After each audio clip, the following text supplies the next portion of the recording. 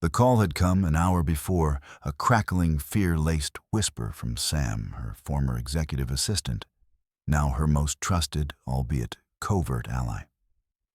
He's been reminiscing, Grace, going through old Whitmore estate storage units, pulling files. Be very, very careful. He suspects something's shifted, that you've shifted. Grace Whitmore gripped the steering wheel of her nondescript rental sedan, her knuckles white. Reminiscing. A euphemism for Arthur Whitmore digging up buried truths, or perhaps fortifying old lies. 7 years. 7 years since they'd stripped her of her heart, her child, her future with the devastating pronouncement, "Your baby didn't survive." A lie woven with the cold precision of a corporate takeover orchestrated by her own father, now guided by a sliver of intuition and Sam's desperate cryptic map pieced together from fragmented financial transactions and whispered rumors. A 7-year-old trail of breadcrumbs leading to a small forgotten town called Pine Hollow, nestled deep in the foothills. Grace felt a premonition as cold and sharp as the November wind whipping around her car. The past wasn't just unearthing itself. It was actively hunting. She parked across from the Pine Hollow Diner, a relic of a bygone era, its neon sign casting a warm, buttery glow against the bruised twilight sky. Highway 46 stretched out behind her, a ribbon of asphalt disappearing into the shadowed embrace of whispering pines. This felt impossibly random, yet horribly specific. Sam's last garbled message before the line had abruptly cut out had been a single chilling word: diner.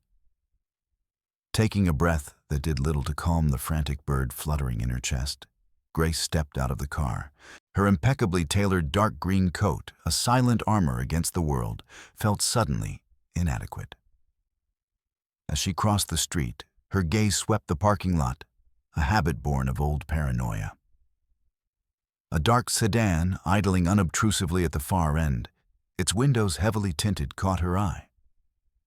It pulled away smoothly, disappearing into the evening gloom, just as she reached the diner's entrance. Coincidence? Or a subtle, chilling message? The bell above the diner door jingled a surprisingly cheerful sound in the sudden silence of her fear. The aroma of apple pie stale coffee and something indefinably nostalgic. Memories you'd forgotten your heart missed, wrapped around her. Booths lined the windows, and faded family photos, testament to generations served, adorned the wooden walls. It was ordinary. Deceptively so.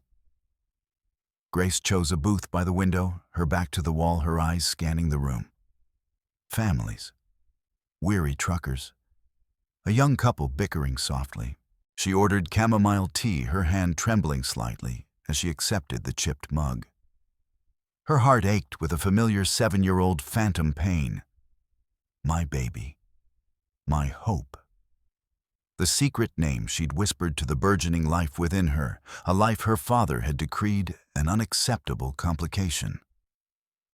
The waitress, a woman named Edna May, whose silver hair was as immaculately coiffed as her opinions were reputed to be. Sharp gave her a considering look, but said nothing, simply refilled a nearby trucker's coffee. Grace tried to breathe to center herself, but Sam's warning echoed. He's sweeping old closets. Her gaze fell upon something on the worn Formica tabletop, tucked partially under the napkin dispenser. Something small glinting faintly in the warm diner light. Her blood ran cold. Slowly, as if moving through water, she reached for it. It was a locket. A tiny silver heart-shaped locket, intricately engraved with ivy leaves. Her locket. The one she'd bought in secret all those years ago, intending to place it around her daughter's neck. The one that had vanished from her hospital room, along with every other personal trace of her pregnancy after they'd told her the lie. Her breath hitched. Beneath the locket, almost invisible, was a tiny folded slip of paper, the kind used in fortune cookies. With shaking fingers, She unfolded it. 3 words printed in stark, impersonal letters: "Some secrets bleed." Terror, sharp and visceral, clawed at her throat. This wasn't reminiscence. This was a threat, a warning. Arthur knew, or someone close to him knew she was close. Then a sound pierced her shock. A child's hopeful whisper, high and clear from a few booths away. "Daddy, can I get waffles with strawberries and chocolate chips?" Grace's head snapped up, her own fear momentarily eclipsed. She saw him first, a man with tired eyes and a gentle smile guiding a small girl into a nearby booth. The girl, brown curls a smudge of graphite on her cheek, pink sneakers swinging inches above the floorboard. The man, Daniel Brooks, settled his daughter Ruby into their booth near the back, a spot Edna May had recommended as less drafty for the young un. He frowned briefly, a flicker of unease disturbing his usual calm. He'd noticed the same dark sedan Grace had lingering a beat too long across the street before pulling away as he arrived. A habit ingrained from years of quiet vigilance, of raising a foundling, had his senses on high alert. "You can have whatever you want," Daniel replied to Ruby's waffle request, the unease momentarily forgotten. "You made it through a whole week of school without once attempting to convince Mrs. Gable that dinosaurs make perfectly good teaching assistants." Ruby giggled. "That deserves extra chocolate chips." She flipped open her worn sketchbook pencil, flying across the page, capturing something with swift, sure strokes. "You drawing me, Picasso?" Daniel asked. "Nope," Ruby said without looking up, tongue caught between her teeth. "I'm drawing her." He blinked. Ruby turned the sketchbook. It was a loose, evocative sketch of Grace, the elegant posture, the high cheekbones, the distant sorrow in her eyes. Daniel followed Ruby's unerring gaze. There by the window sat the woman from the sketch. Her presence was magnetic, composed, yet radiating a storm-weathered intensity. You've seen her before?" Daniel asked, a strange prickle on his skin. Ruby shrugged. "I think. Maybe in a dream." She looked sad. Before Daniel could dismiss it, Ruby was sliding out of the booth, moving with the quick, determined grace of a startled deer. Ruby. She was already weaving through the tables a small missile of purpose. Daniel stood a jolt of alarm, disproportionate to the situation, shooting through him. "Ruby, come back here too late." Ruby reached Grace's table. Grace, startled from her terrified reverie by the locket, looked up. Her eyes wide and the color of storm clouds met Ruby's. And in them, Ruby saw a universe of unspoken sorrow, a sorrow that mirrored a nascent ache in her own 7-year-old heart.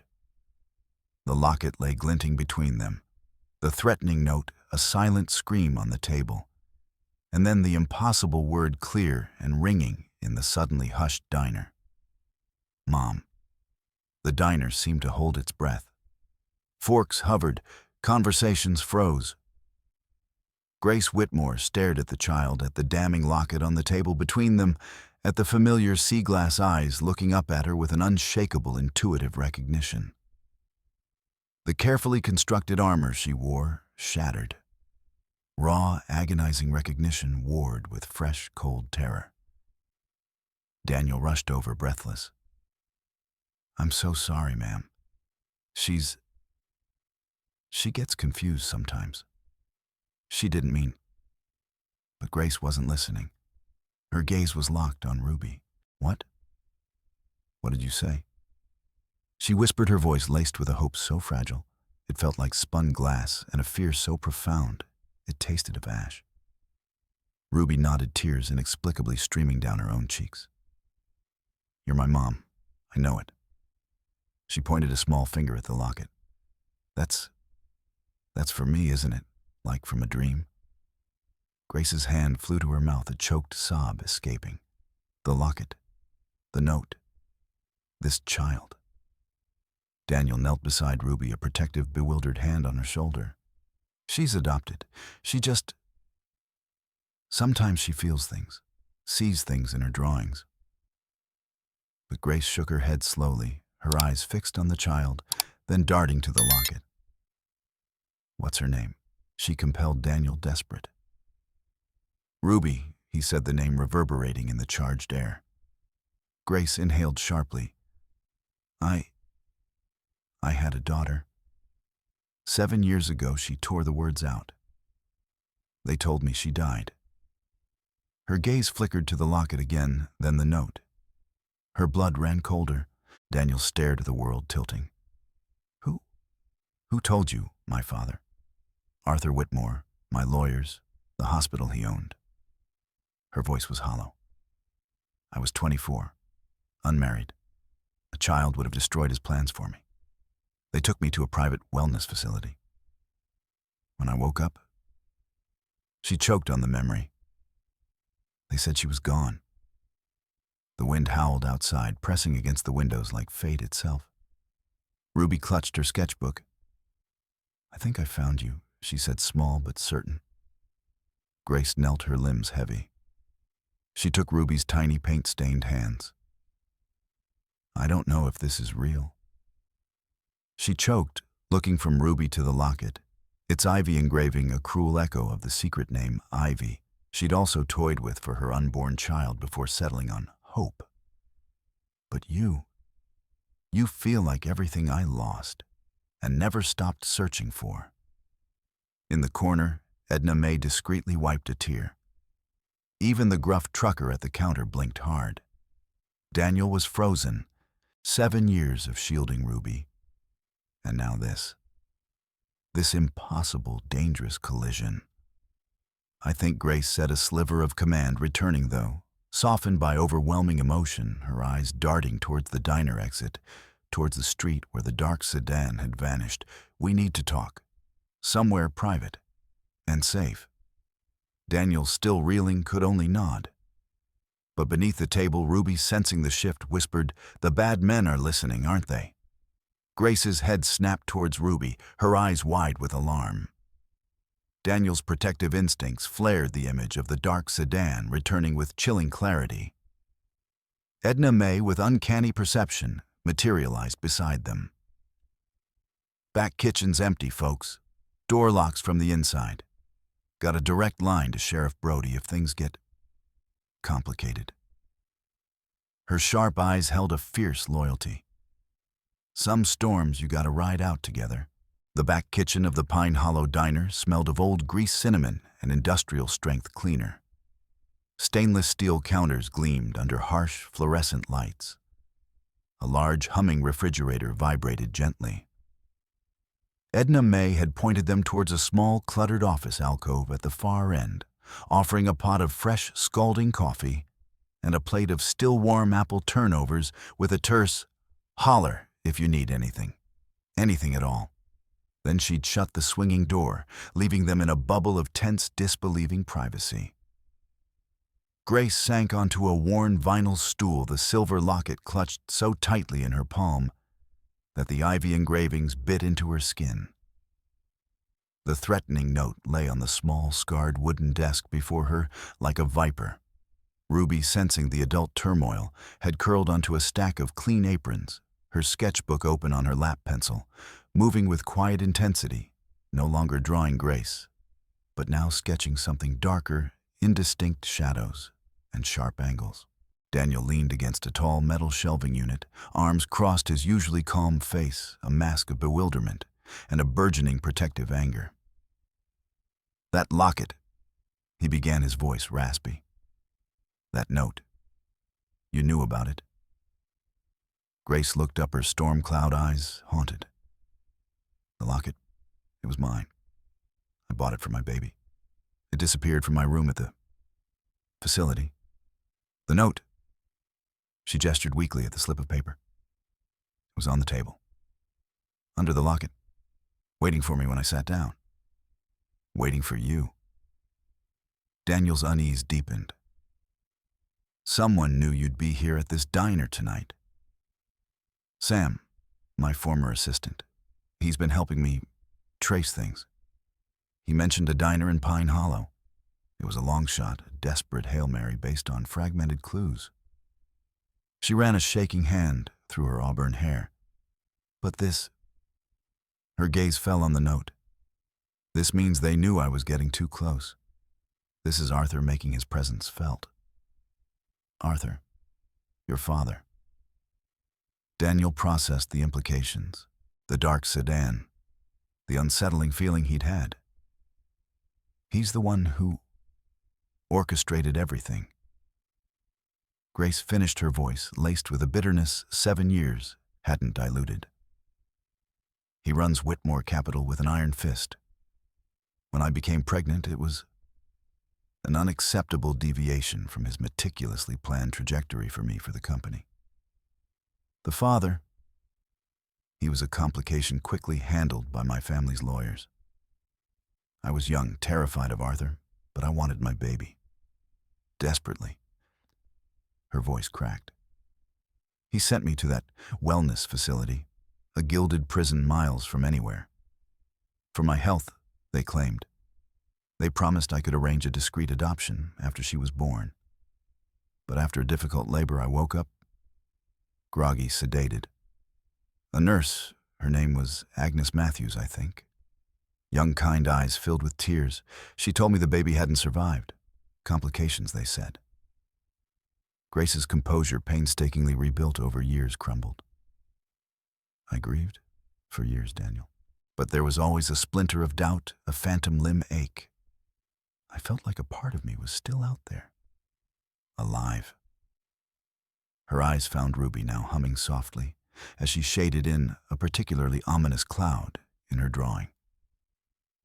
And then, you show up in my dreams, little spark. She whispered, her voice thick with unshed tears, looking at Ruby, and suddenly I had to know. Daniel swallowed, his own heart aching. The pieces were falling into place, forming a picture more terrifying than he could have imagined. The sedan outside, the note. They're not just watching, are they? They're sending a message. They want me to stop, Grace said, her voice barely a breath. To go back to being the ghost I've been for 7 years. But I can't. Not now. Ruby looked up from her drawing, her sea-glass eyes preternaturally bright. Daddy, can we show her the scarf? The special one. The one that smells like sleepy dust and cookies. Daniel hesitated, the ordinary request suddenly charged with monumental significance. He nodded, then reached into the inner pocket of his worn canvas work jacket, the one he rarely took off. From it, he carefully removed a Ziploc bag. Inside, cocooned in the plastic, was a soft, knitted scarf. A faded rose color, almost lavender now, with a delicate, distinctive vine pattern stitched along the edge. We found this with her, he said, his voice thick. Wrapped around her tiny neck inside a thin blanket on my garage doorstep. New Year's Eve, 7 years ago. The worst blizzard Pine County had seen in decades. Grace's breath hitched. Her hand shot out trembling as Daniel carefully slid the scarf from the bag. Her fingers grazed the yarn as if it held her own long-lost heartbeat. Tears streamed freely now, unheeded. I made this, she whispered, her voice breaking. The only truly personal thing I managed to knit during those last months at the facility. I agonized over that vine pattern for weeks. I secretly called her. I called her Ivy in my heart for a while before settling on Hope. Ruby, seemingly oblivious to the torrent of adult emotion, beamed. It's soft. I sleep with it when I have bad dreams. It keeps the scary shadows away. Grace couldn't hold back. She covered her face, shoulders shaking with silent, racking sobs. Daniel instinctively moved to her side, placing a hesitant, comforting hand on her shoulder. Then Ruby, with the innate wisdom of a child, slid off the aprons, walked to Grace, and placed her tiny hand over Grace's. Don't cry. It's okay. I'm here. He's a good daddy. He makes star-shaped pancakes. Grace looked up, managing a watery, tremulous smile. I can tell, sweetheart. I can absolutely tell. The swinging door creaked open, and Edna May entered, carrying a tray with 3 steaming mugs of hot chocolate piled high with whipped cream and a fresh plate of turnovers. "Figured you could use something sweet," she said, her voice unusually gentle. She set the tray down, then looked pointedly at the locket and the note. "Trouble with a capital T, looks like. Arthur Whitmore's shadow stretches long even to a place like Pine Hollow. Knew his father, old Tiberius Whitmore. Cut from the same ruthless cloth, though Tiberius had a touch more rustic charm about his larceny." She eyed Grace. "You got his fight in you, girl, or just his money?" Grace met her gaze, a spark igniting in her tear-filled eyes. More fight than he ever bargained for Edna May. Edna May nodded, a flicker of approval in her astute eyes. "Good. Sheriff Brody owes me a favor or two. You need a safe place to lay low for a bit. Figure things out. My sister's got a cabin up by Whisperwind Lake. Empty this time of year. No phone, spotty cell service. Hard to find unless you know the old logging roads." Daniel looked at Grace, the offer a potential lifeline in a suddenly treacherous landscape. "Pine Hollow is an oak haven where I live," Daniel said to Grace. "It's smaller, more isolated. But people here, they look out for their own." "We do," Edna May affirmed. "And this little one," she said, ruffling Ruby's hair. "She's been part of Daniel's own for a good long while. By extension, that makes you probationary own, Ms. Whitmore, until proven otherwise." Grace managed a grateful, watery smile. "Thank you." "The note on my doorstep," Daniel said, his mind racing back to that blizzard-swept night. "The one that came with Ruby. It was specific. It said, she needs someone kind, someone steady, someone who fixes broken things, not just engines. She deserves a chance at a life full of love, not shadows. Please, love her as your own. Protect her.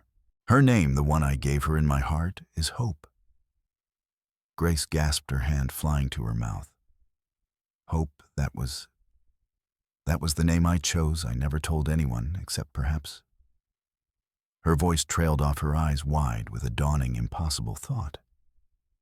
"The kind-eyed nurse, Agnes Matthews. Could she have? Someone knew more than just your secret name for her." Daniel mused, his gaze turning inward, searching old memories.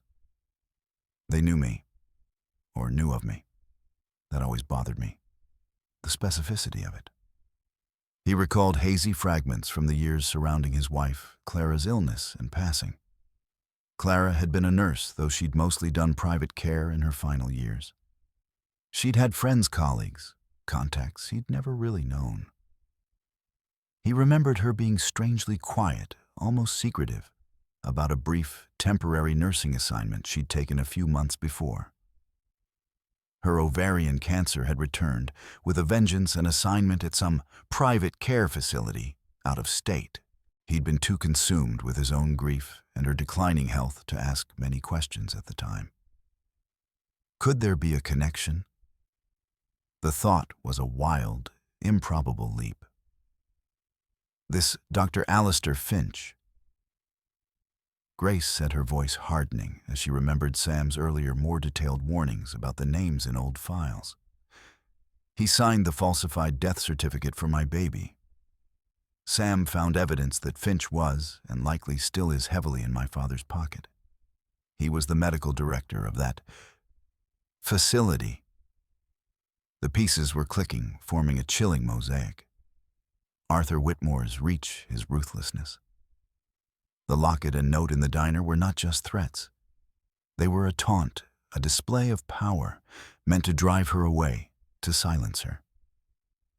"If my father knows I'm here," Grace said, her voice low and urgent, "and that I'm close to the truth, he won't stop with notes.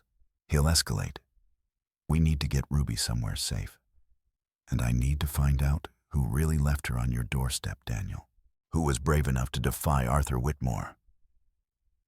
Edna May cleared her throat. My sister's cabin. I'll call her.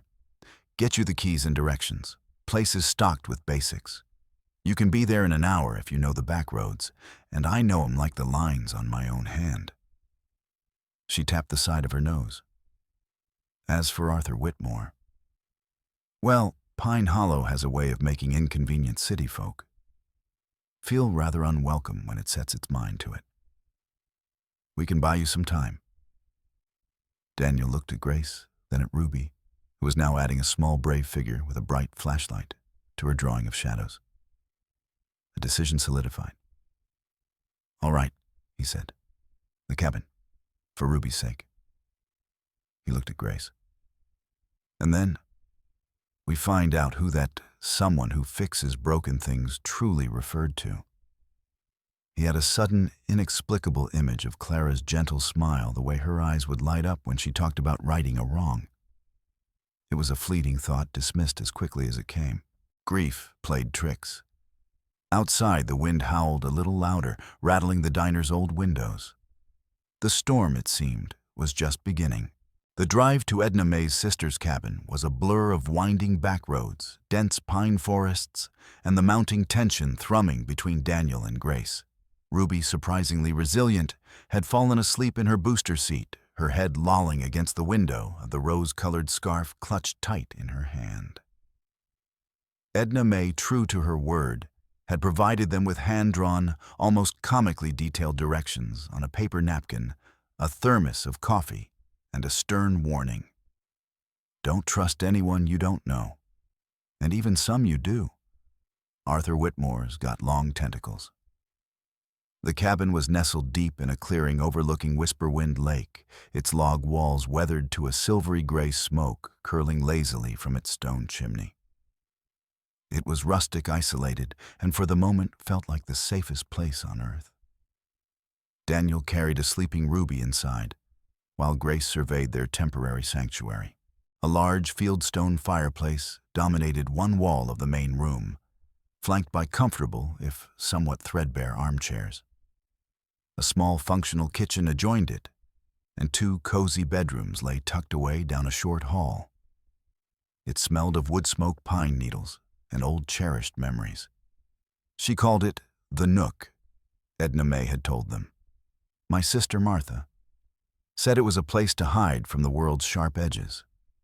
Grace felt a sliver of that peace settle over her as Daniel gently laid Ruby on one of the beds, tucking a quilt around her.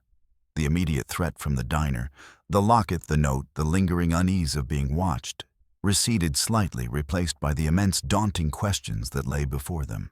Later, after Ruby was sound asleep, Daniel and Grace sat before a crackling fire, mugs of chamomile tea warming their hands.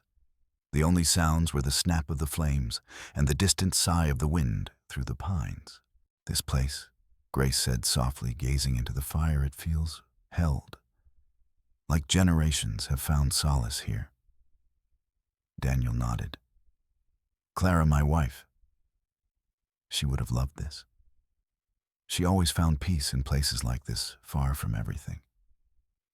He hesitated, then, prompted by an internal nudge he couldn't explain, added, she was a nurse. Took a short-term job once at a private care facility out of state a few months before she got really sick again. Never talked much about it. Said it was complicated and sad.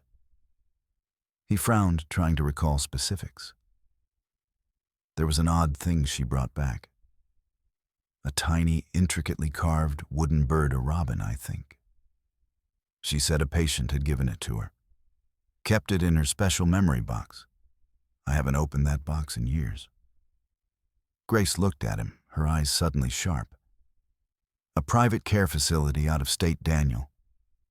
When was this? About 7, maybe 8 years ago. Late autumn, early winter, if I recall. Why? Grace's mind reeled. The timing. The type of facility. Was it by any chance called Clearbrook Meadows or something similar? She asked, her voice barely a whisper. Daniel frowned in concentration. Clearbrook Sanctuary, I think she called it. Yes, that was it. Said the name was a cruel joke given what went on there. Grace felt the blood drain from her face. Clearbrook Sanctuary. That was the official benevolent-sounding name of the gilded cage her father had imprisoned her in. The place where they'd told her hope had died. Clara, Daniel's wife, at Clearbrook, at the same time. Could it be the note someone who fixes broken things? Not just engines. Clara knew him better than anyone. The rose-colored scarf.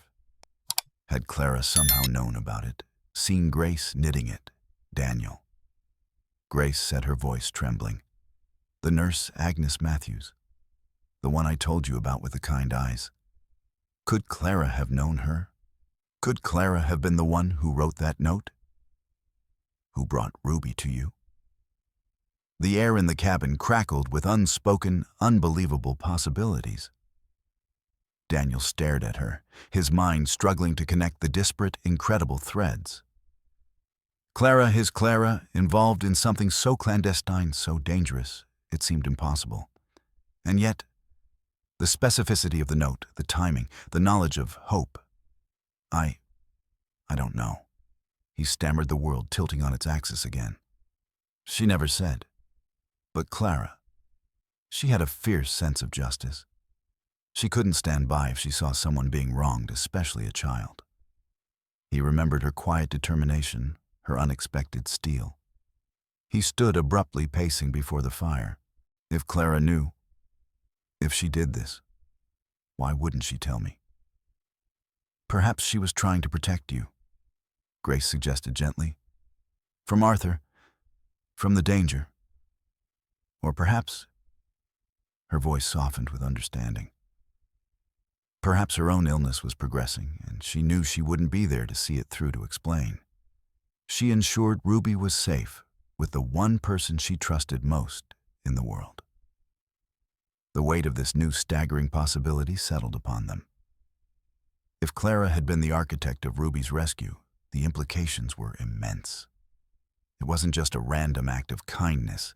It was a deliberate, desperate act of love and defiance, orchestrated by the woman Daniel had lost for the child Grace had been stolen from. Suddenly, Daniel remembered something else. A few days after Clara passed, he'd been going through her sparse belongings. Tucked inside her well-worn Bible, he'd found a small sealed envelope with his name on it, in Clara's familiar, elegant script. In the raw fog of his grief, he hadn't been able to bring himself to open it. He'd put it in her memory box along with the little wooden robin and other treasured mementos, promising himself he'd read it someday. That someday had never come. Her memory box. He said, his voice hoarse. There's an envelope in it. From Clara. To me. I never opened it. Back at Daniel's modest house in Oakhaven, which suddenly felt worlds away, the memory box sat on the top shelf of his bedroom closet. A simple cedar-lined chest filled with the ghost of a love he still mourned. They couldn't go back. Not yet. It wasn't safe. But the thought of that unopened letter potentially holding the key to this entire mystery hung in the air between them, a silent, urgent imperative. Grace's satellite phone, one Sam had insisted she carry, buzzed on the rough-hewn mantelpiece. It was a secure, encrypted message. Sam Finch sighted at Oakhaven General, asking quiet questions. Not about you, about Ruby, specifically about recent medical tests. Be warned. Arthur's pushing hard. Dr. Alistair Finch, the man who signed the falsified death certificate, in Oakhaven, near Ruby's doctor, the DNA test. Grace looked at Daniel, her face grim. They know about the DNA test. My father, he's not just trying to scare me off anymore. He's trying to stop the truth from coming out permanently. The fragile peace of the cabin shattered. The shadows weren't just in the past. They were actively closing in. Daniel's jaw tightened. Edna May said Sheriff Brody was reliable. It's time to make that call, and I need to get to that letter. Clara might have left us a roadmap. He remembered a conversation with Sheriff Brody years ago after he'd first found Ruby.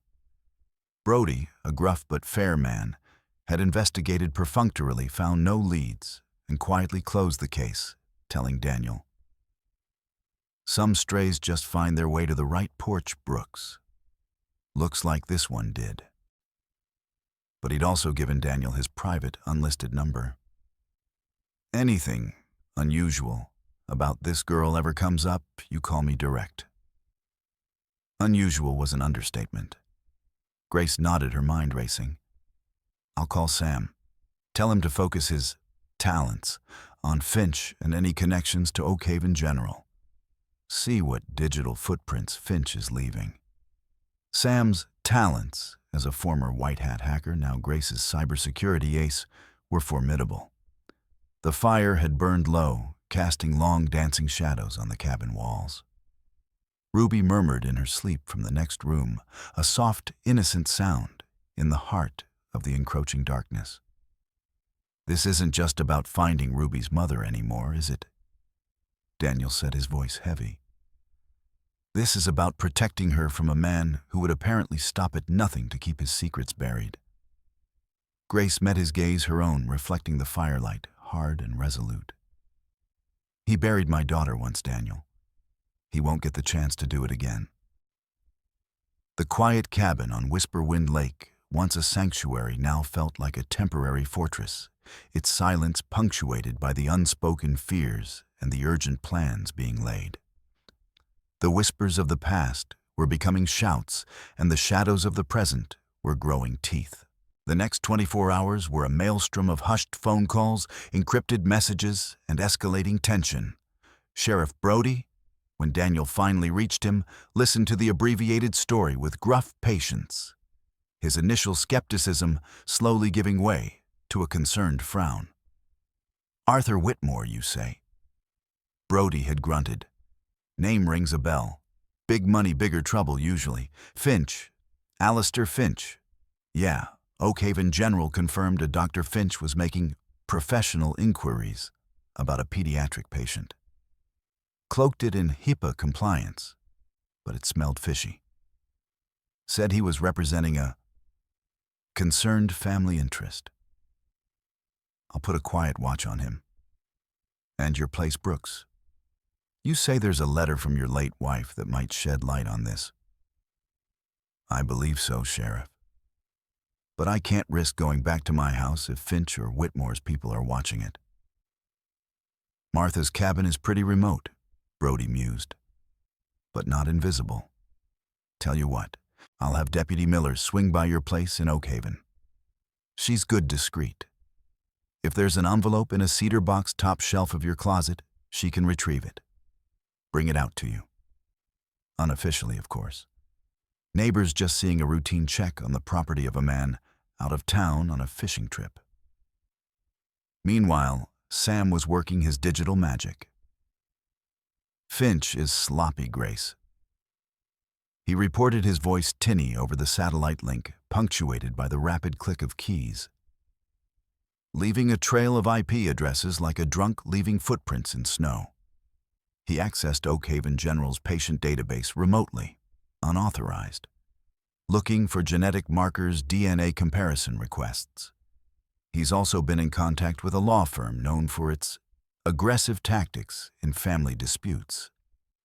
And get this, large untraceable sums have been moving through shell corporations linked to Whitmore, capital destination unknown. But the timing coincides with Finch's Oak Haven appearance. He's trying to discredit the DNA test before it even comes back. Grace breathed, a cold fury settling in. Or bury it, or me, or Daniel. Or all of the above, Sam said grimly. Arthur isn't playing, Grace. He's burning bridges, and anyone standing on them. He paused. Found something else.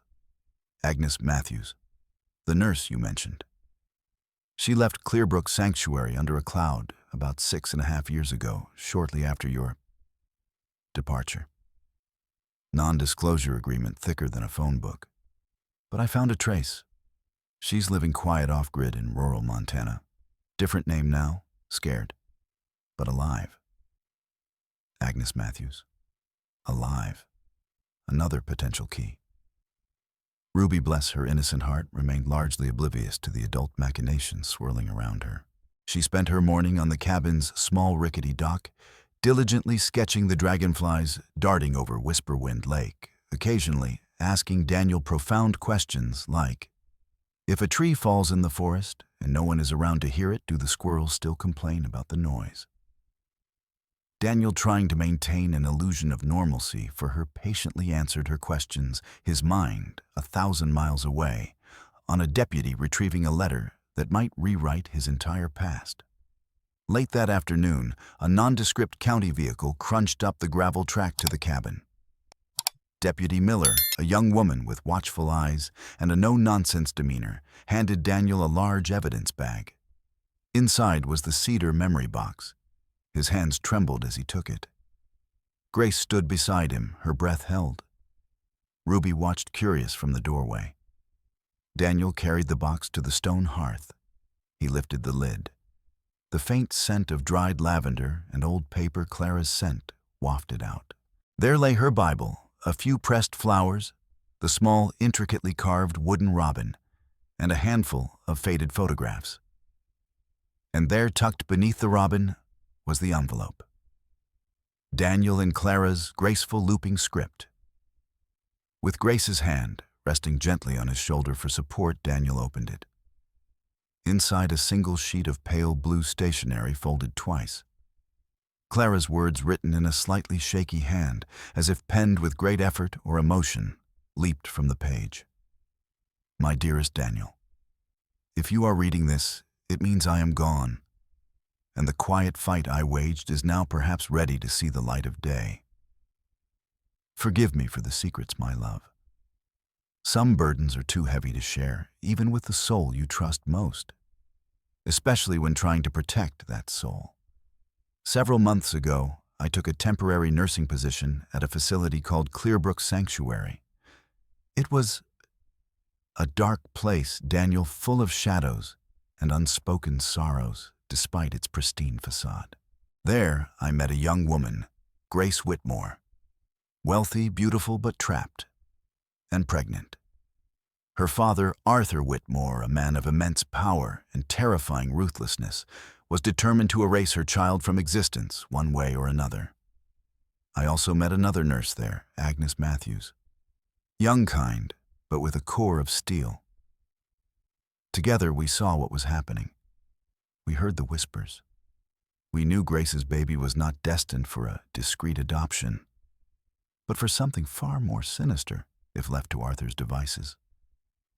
Perhaps even a falsified stillbirth, a disappearance. Grace was knitting a rose-colored scarf with an ivy pattern. She whispered to me once in a moment of desperate trust that she'd named her unborn child Hope in her heart. That name, that scarf, they became our talismans.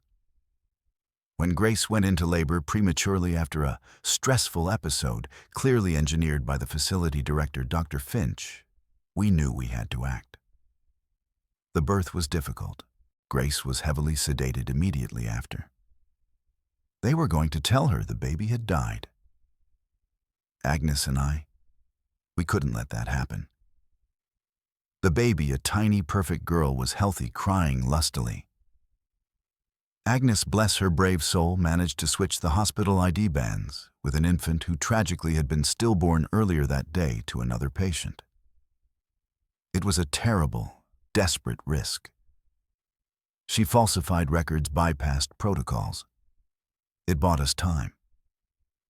While Finch and Arthur Whitmore were focused on managing Grace, on ensuring her silence and cooperation, Agnes smuggled the baby out. To me, my part was to get her safe, to get her to someone kind, someone steady, someone who fixes broken things, not just engines. I brought her to you, my Daniel, on New Year's Eve in the heart of that blizzard. It was the hardest, most terrifying, and most important thing I have ever done. I couldn't tell you then. The danger to you, to the child, was too great. Arthur Whitmore's reach is vast, and my own time, I fear, is shorter than I let on. This cancer, it's a stubborn beast. The wooden robin in this box, Grace carved it during her long, lonely days at Clearbrook. She gave it to me a secret thank you, a symbol of hope taking flight. Keep it safe. Perhaps one day you can return it to her. Know this, my love, I did it for hope. For Grace, and for you, Daniel. Because I knew your heart, though broken by my leaving, was vast enough to love again, to cherish this precious stolen child as your own. Don't grieve what was lost in secrets. Celebrate what was found in love. Be happy, my Daniel. You and little Hope, or Ruby, as you may come to call her. All my love, always and forever, Clara's silence descended in the cabin, profound and absolute. Tears streamed down Daniel's face as he finished reading. Grace wept silently beside him, her hand gripping his arm. Ruby, sensing the immense bittersweet sorrow, crept closer, laying her head on Daniel's lap. Clara, his gentle, brave Clara. She hadn't just left him a foundling. She'd orchestrated a miracle, a dangerous, defiant, beautiful miracle. She had known Grace. She had saved Ruby. She had chosen him to be Ruby's protector. The puzzle pieces slammed into place with the force of a revelation. The rose scarf, the name Hope, the specificity of the note, the wooden robin now clutched in Daniel's trembling hand. It was almost too much to bear. The grief for Clara, fresh and raw again, mingled with an overwhelming sense of awe, of love, of a connection that transcended even death. Grace finally found her voice, a ragged whisper. She saved us both, Daniel. You're Clara. Daniel nodded, unable to speak, pressing the small wooden robin into Grace's palm. It felt warm, alive with Clara's courage, Grace's hope. Ruby looked up. Was that from my other mommy, the one in the stars? Daniel stroked her hair, his heart aching with a bittersweet joy. Yes, sweetheart, that was from your other mommy. She was very, very brave, and she loved you very, very much, even before she met you. Just then, Grace's satellite phone buzzed urgently. Sam, trouble, big trouble. Finch just left Oak Haven General, heading your way, not alone. 2 cars. Professionals, Grace. They look like ex-military. Brody's scrambling, but he's 20 minutes out. There may be 10. Get out, now! The revelation of Clara's heroism collided head-on with the stark, immediate terror of Arthur Whitmore's escalating retribution. There was no more time for tears for contemplation, only for flight.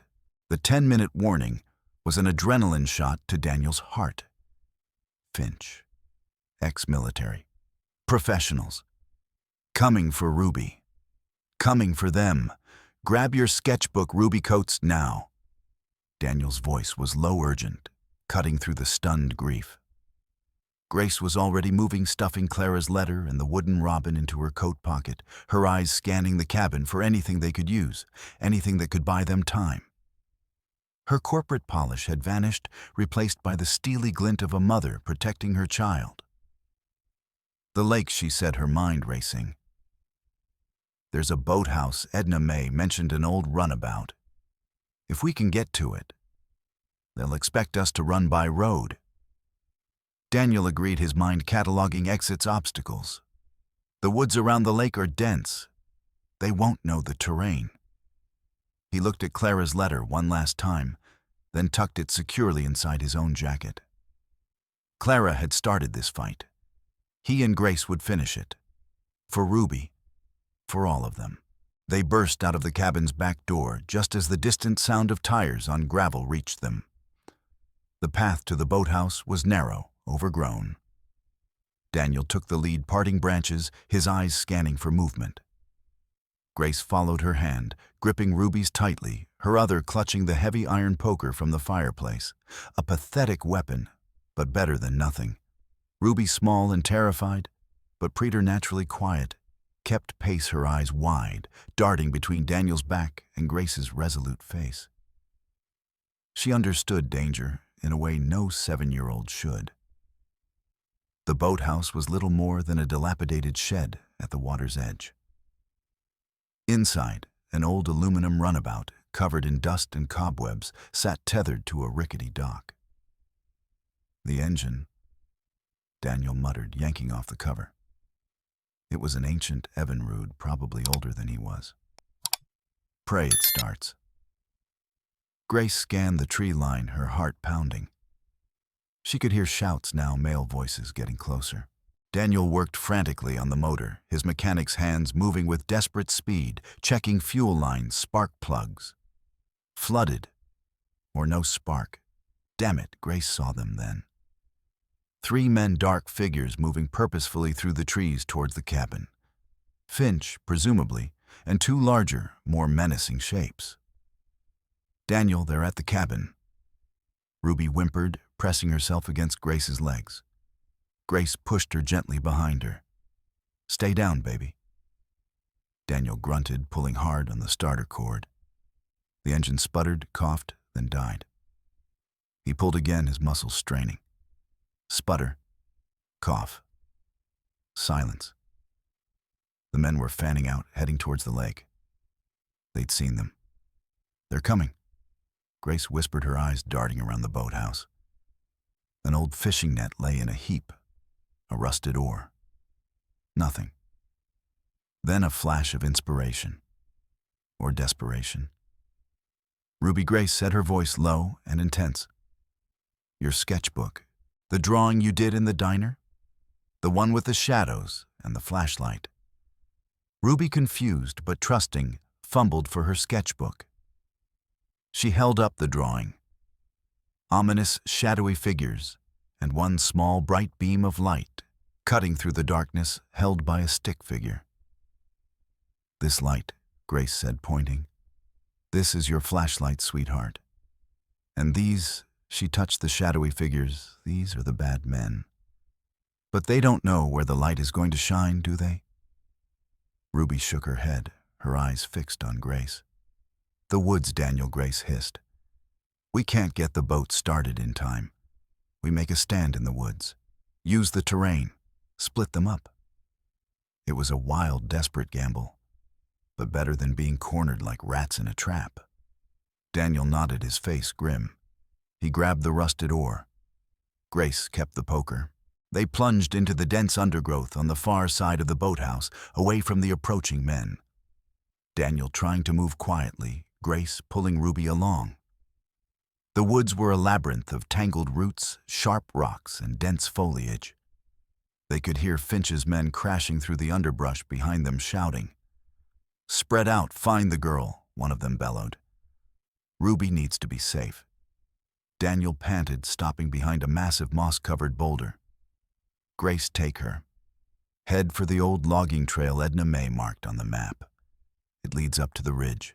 Sheriff Brody will be coming that way if he can't get down the main track. I'll try to slow them down. Grace stared at him, her heart lurching. No, Daniel, we stick together. They want Ruby, he insisted, his eyes pleading. If they get her, it's over. You know the terrain from the map. I can double back, lead them on a wild goose chase. Buy you time. It's the only way. He pressed the oar into her hand. This is heavier. You might need it more. He found a sturdy fallen branch for himself. Before Grace could argue further, he kissed Ruby's forehead. Be brave, little spark. Listen to your mom. Then he met Grace's eyes, a world of unspoken emotion passing between them. Go. I'll find you. I promise. And then he was gone. A fleeting shadow disappearing back into the trees, deliberately making noise, drawing their pursuers away. Grace, her throat tight with fear, pulled Ruby deeper into the woods, scrambling uphill towards the barely discernible logging trail. The sounds of pursuit receded slightly, punctuated by Daniel's shouts and the crashing of Finch's men. They reached the trail, a narrow, overgrown track that snaked steeply upwards. Ruby stumbled her small legs, tiring. I can't go anymore, Mommy. She sobbed, her face pale. Grace knelt, pulling Ruby into a fierce hug. Yes, you can, my love. You are so strong. Clara's courage is in you. My fight is in you. And Daddy's being so brave for us. We have to be brave for him. She pointed to a small carved wooden robin clutched in Ruby's hand, the one Daniel had pressed into her palm before they fled the boathouse. Clara's bird will give you wings. Ruby clutched the robin, took a shuddering breath, and nodded. Suddenly a figure stepped onto the trail ahead of them, tall, heavy-set, blocking their path. Not Daniel, one of Finch's men. He grinned a cold, predatory smile. Well, well. Look what we have here. The little bird and her mama. Grace shoved Ruby behind her, brandishing the oar. Stay away from us, the man advanced slowly. Mr. Whitmore just wants his granddaughter back. No one needs to get hurt, ma'am, especially not the girl. Grace's blood ran cold. His granddaughter. Arthur's chillingly possessive claim. Then from behind the man, another figure emerged. Dr. Alistair Finch. Sleek, silver-haired, his eyes like chips of ice. Such drama, Miss. Whitmore Finch said, his voice a silken sneer. All this unpleasantness. So unnecessary. Your father simply wishes to ensure the child's proper upbringing, away from certain disruptive influences. His gaze flickered dismissively towards where Daniel had last been heard. You won't touch her, Grace snarled desperation, giving her a surge of adrenaline. Finch sighed. Don't be tiresome, Grace. It's over. He nodded to his man. Secure the girl. As the heavy-set man lunged, Grace swung the oar with all her might. It connected with his shoulder with a sickening thud. He roared in pain, stumbling back. Finch, startled by her ferocity, took a step back. But then the second large man, the one who had presumably been pursuing Daniel, crashed through the undergrowth from the side, cutting off their escape. He had a nasty gash on his forehead, and his eyes were narrowed with fury. The mechanic put up a bit of a fight, he growled, advancing on Grace. But he won't be a problem for much longer. Fear, cold and absolute, seized Grace. Daniel. Just as the second man reached for her, a shout echoed from further down the trail. Pine County Sheriff, drop your weapons. Hands in the air. Sheriff Brody, flanked by two deputies, burst into view, weapons drawn. Finch's men froze. Finch himself paled, his composure finally cracking. This is a private family matter. Sheriff Finch blustered, trying to regain control. A misunderstanding. Looks like felony kidnapping and assault to me, Dr. Finch. Brody said, his voice like granite. And around here, we take that personally, especially when it involves a child. He nodded to his deputies. Cuff him. As Finch and his stunned henchmen were being disarmed and restrained, Grace frantically scanned the woods. Daniel, where's Daniel? Brody's face was grim. One of my men found him, ma'am. Down by the lake. Took a nasty blow to the head. Unconscious, but alive. Ambulance is on its way. He bought you the time you needed. Grace swayed, relief and terror warring within her. She sank to her knees, pulling Ruby into her arms, burying her face in her daughter's hair, the wooden robin pressed between them. Ruby, clutching Clara's bird, looked up at the sky through the canopy of leaves. Mommy, she whispered, her voice small but clear. I think Daddy and Clara both have wings now. The wail of an approaching siren cut through the forest stillness. Help was here. They were safe. For now. But Arthur Whitmore was still out there, and the fight, Grace knew, was far from over. It had just entered a new, more dangerous phase. The DNA results were still pending, a ticking clock, and Daniel was hurt. Because of them. Because of her. The Oak Haven Community Hospital felt cold and sterile after the earthy embrace of Whisperwind Woods. Daniel lay pale and still in a private room, a bandage stark white against his dark hair. A concussion, the doctor had said. Nasty, but he'd recover. He was lucky. Grace sat beside his bed, holding his hand, her gaze never leaving his face. Ruby, exhausted but refusing to leave Daniel's side, was curled in a chair, asleep, her head pillowed on Grace's discarded coat, Clara's wooden robin clutched in her small fist. Sheriff Brody had been quietly efficient. Finch and his men were in custody, facing a raft of charges. Arthur Whitmore's lawyers are already swarming like flies on Honey, Brody had informed Grace grimly, trying to get Finch sprung, claiming it's all a custodial dispute gone awry. But we've got eyewitness testimony, physical evidence. They'll have a fight on their hands, especially since Finch was caught actively interfering with a protected medical investigation. Your DNA test. The DNA test. Nurse Patty from the Oak Haven family practice. Her usual cheerful demeanor replaced by a protective solemnity had arrived at the hospital shortly after Daniel was admitted. The lab rushed it given the circumstances, Sheriff Brody relayed. She'd set her eyes full of a kindness that reminded Grace achingly of Agnes Matthews resting on Ruby. Patty, it turned out, had a penchant for local folklore and often regaled her younger patients with tales. Looking at Ruby, she'd murmured, like the moon child of Whisperwind Peak, found in starlight destined for greatness and trials. She'd handed Grace a sealed envelope. The results, Ms. Whitmore, whenever you're ready. The envelope lay unopened on the bedside table, a small white rectangle holding a universe of implication. Grace couldn't bring herself to open it. Not without Daniel. Sam called, his voice a mix of relief and urgency. Grace, thank God you're safe. I've been going crazy. Listen to the sheriff's scanner feed.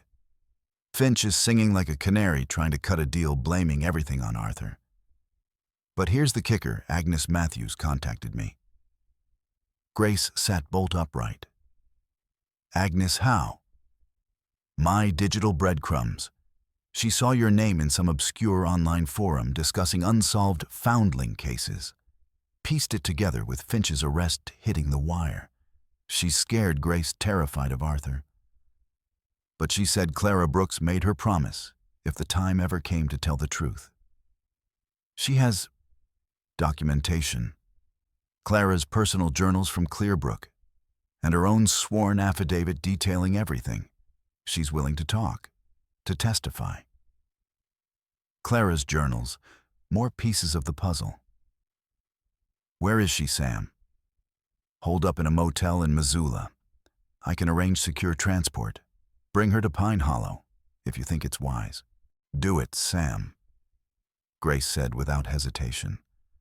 Brody can offer her protection. Her testimony with Clara's journals, it could be the final nail in Arthur's coffin. As dawn painted the hospital window with pale strokes of pink and gold, Daniel stirred. His eyes fluttered open, focusing slowly on Grace. Grace. He croaked, his voice hoarse. Ruby. We're here, Daniel. We're safe. Relief profound and overwhelming washed over her. She squeezed his hand. Ruby's sleeping. You were so brave. He frowned, trying to piece together fractured memories. Finch, the woods. It's over. For now. Brody has them. She recounted Sam's call, Agnes Matthews, Clara's journals. Daniel listened, his eyes clearing, a deep understanding dawning. Clara, he whispered, his voice thick with emotion. She really thought of everything. He looked towards the unopened envelope on the table. The results. Grace picked it up, her hand trembling. I waited for you. Together, their fingers fumbling, they tore it open. A single page. A string of scientific jargon, and then the irrefutable conclusion. Based on the comparative analysis of genetic markers, the probability of maternity between Grace Elaine Whitmore and the child identified as Ruby Brooks is 99.99997%. Tears welled in Grace's eyes. She looked at Daniel, his own eyes shining. It was real, all of it. The dreams, the intuition, the impossible connection. Ruby was hers, theirs. A child born of Grace's body, saved by Clara's courage, raised by Daniel's love. Ruby stirred, awakened by their hushed, emotional voices. She blinked sleepily, then saw the paper in their hands. Is that the secret message from the doctor? Grace smiled through her tears, pulling Ruby onto the edge of the bed. Yes, my love. It is. And it says that you were always meant to be my daughter, and Daddy's daughter, that our hearts knew the truth all along. Ruby's face broke into a radiant grin. She threw her arms around Grace, then Daniel, her small body radiating pure, uncomplicated joy. So, we're a real for always family now, all three of us. Daniel hugged her tight, his heart overflowing. Always were, little spark. This just makes it official for the rest of the world. Later that day, Agnes Matthews arrived in Pine Hollow, escorted by Sam, a surprisingly wiry man with intelligent, restless eyes and a laptop bag that seemed permanently attached to his shoulder. Agnes was older now, her kind eyes etched with worry, but the core of steel Clara had seen was still there. In Sheriff Brody's small, cluttered office, Agnes recounted her story, her voice trembling at first, then gaining strength. She produced Clara's journals, slim, worn notebooks filled with Clara's elegant script, detailing her observations at Clearbrook, her growing friendship with Agnes, her dawning horror at Arthur Whitmore's plans. And finally, the desperate, courageous plot to save baby Hope. Clara was an angel, Agnes said, her eyes misting. She knew she was dying. This was her last gift. To Grace, to Daniel, to ensure this child had a chance at love, not shadows. She handed Grace a small, intricately folded origami crane made from pale blue paper, the same paper as Clara's letter. Clara made hundreds of these, said each one was a prayer for hope. Grace unfolded it reverently. Inside, in tiny, almost invisible script, Clara had written, "Love is the only wing you need to fly." Armed with Agnes's testimony, Clara's journals, the DNA proof, and Sam's damning evidence of Finch's, and by extension Arthur's illegal activities, Sheriff Brody contacted the state authorities. "This is bigger than Pine Hollow now, folks," he said, a grim satisfaction in his voice. "Arthur Whitmore is about to find out that even his money can't buy him out of this one." The news of Arthur Whitmore's imminent arrest on charges ranging from conspiracy to commit kidnapping, falsification of medical records, and obstruction of justice hit the financial world like a bombshell. Whitmore Capital's stock plummeted. The board, scrambling to do damage control, immediately suspended Arthur from all duties and launched an internal investigation, which, as Sam gleefully reported to Grace, is basically them trying to figure out how to cut him loose without getting splattered by the shrapnel. The carefully constructed empire Arthur had built on lies and ruthlessness was beginning to crumble. For Grace, however, the victory was bittersweet. Justice was rolling forward, but the scars remained. The years lost. The betrayals. The deep, aching wound of her father's cruelty. She found Daniel sitting on the porch of the hospital watching the sunset paint the sky in fiery hues. Ruby was inside, happily showing Nurse Patty her latest drawing, a triumphant picture of 3 stick figures holding hands under a rainbow, with a tiny wooden robin and an origami crane flying overhead. Grace sat beside him. "It's a lot to process," she said softly. Daniel took her hand. "Clara always said, the truth has a way of finding the light, no matter how deep it's buried." Looks like she was right. He squeezed her hand. We'll get through this, Grace. Together. For Ruby. For Clara. For us. Grace leaned her head on his shoulder. The path ahead was still uncertain, shadowed by legal battles and emotional reckonings. But for the first time in 7 long years, she felt a flicker of something she'd almost forgotten: hope. Real, resilient, hard-won hope. The truth was out, and in its harsh, cleansing light, perhaps healing could finally begin. The downfall of Arthur Whitmore was swift and spectacular. Faced with irrefutable evidence, Agnes Matthews' courageous testimony, Clara's poignant journals meticulously detailing the deceptions at Clearbrook Sanctuary, Sam's irrefutable digital trail of illicit financial transactions and illegal data breaches orchestrated by Finch, and the sheer damning weight of the DNA proof. Arthur's legal team advised him to cooperate. He was formally charged his assets, frozen pending investigation, and the board of Whitmore Capital. In a desperate attempt to salvage the company's reputation, publicly ousted him, issuing a statement expressing their profound shock and condemnation of Mr. Whitmore's alleged personal actions, which stand in stark opposition to the ethical standards upheld by this corporation. The irony was so thick, Grace could have cut it with a knife.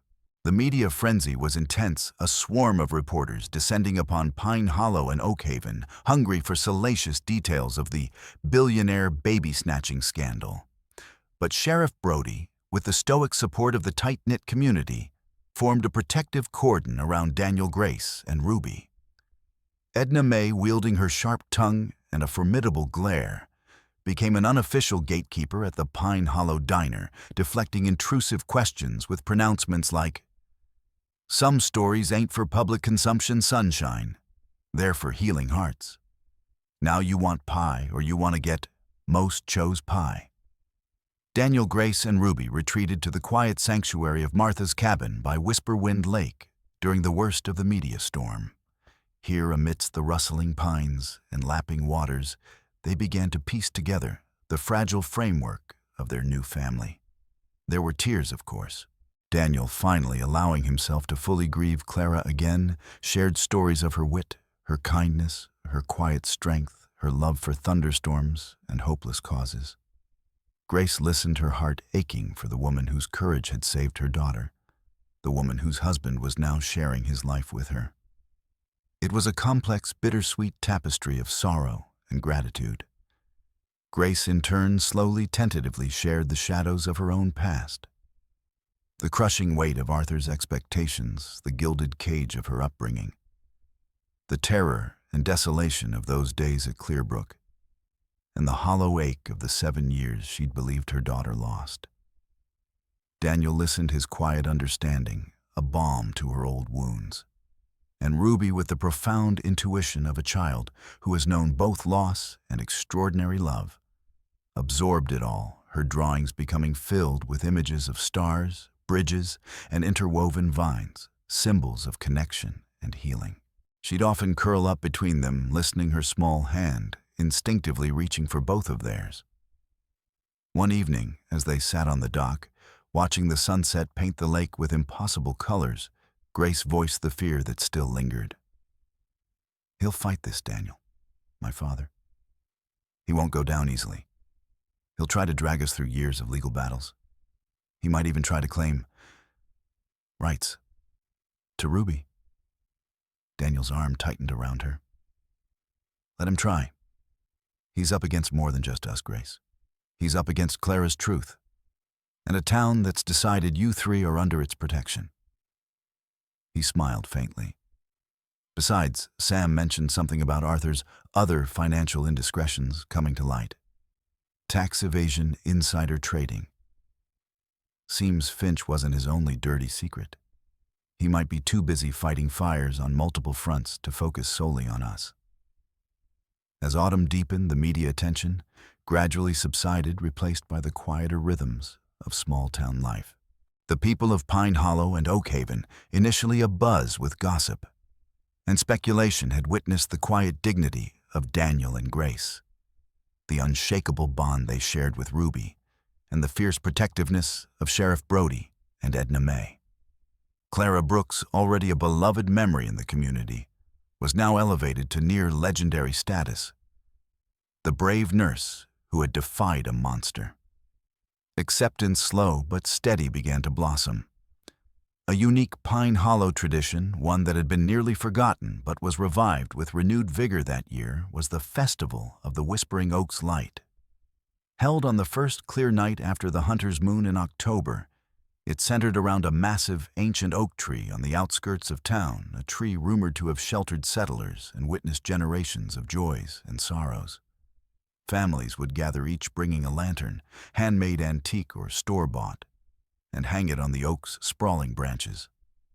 It was a quiet, contemplative festival, a celebration of family community and the enduring light of hope, even in darkening times. The original tradition, Edna May explained, was to honor lost loved ones and to welcome new beginnings. This year, the festival held a special significance.